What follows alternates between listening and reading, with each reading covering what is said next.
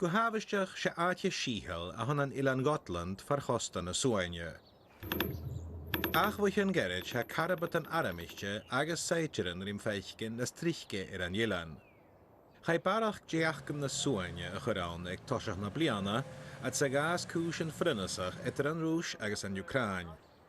Ha sin ska agus gyfil an Ilan suite sa bhur Balticach díach 300 km was gíre Kaliningrad a bhuineas gan an Rúis. Ha misisiú garíú gin bheith gyfil na hasin na Gianú an seo cutramach. An an Gotland hain ha cúsin acharichig an jiffergáin bho gafil sa hochdiag der as díichar fiachgan aramichte a súr an Ilan. Mis na nutanúra ha an tuain servis an aram horstasteach a díist.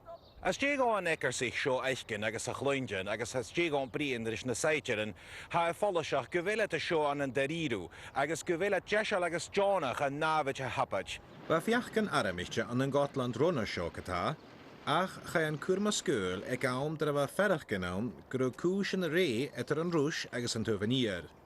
Ach chat a bhar sin fata. Ha Gotland suichte díirech mo choniún an dúchan an Balticach agus dragan sin gym föd ag an Rúis Jónsi Horst Orison. Get nach rokamounder nam fiachgan an Gotland Johnach Brien mun a rutan as collige a goetug tacharst, gaat jache as aiche gym föd ag an Rúis an Gotland a gael harish, ek an nu naam agus a verig at Jónsi na Baltics, gus nach begach o fyrste en skire sin a gien. Gotland en ö mitt Sé Elan han Gotland an mian na mar Balticach an natje chutramach. Ska biku eke vel smachget Gotland födiat ma hograsat les systemen aramach as der fatte. Smachke viake ga bide glosies de vuruiges an senar se skide sjo. Ha fugin je verder natje sjo, seach flenichen nach golchud fo.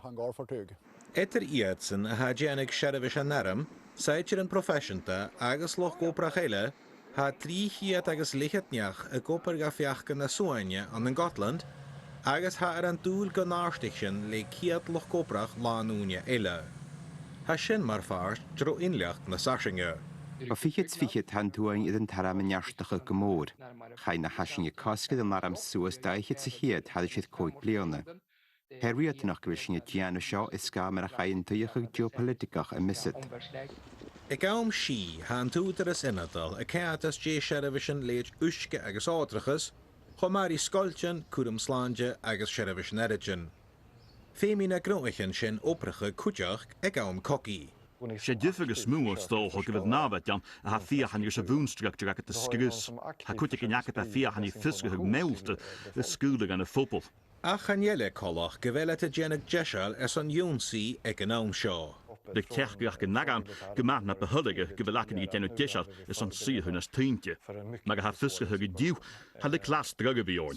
De raaste ku Hier sin biach go vinnecht lach Jean na Suaine suige an Gotland, ach ga buring eifneach a churrst. Chanata vunna gegoen iatsen kata gus uyamach ganaram a churgan an Ukraine, a hiad uer a haatekur aramach godoig verwel kokug, vo aum an darna kokkie. Wochen genialach wa ferach kinne mes gworen, gambik shi warenjach son run jarpa, a chanjel sin 4 tullig an Jew. Andreas Wolf, BBC ALBA, Gotland.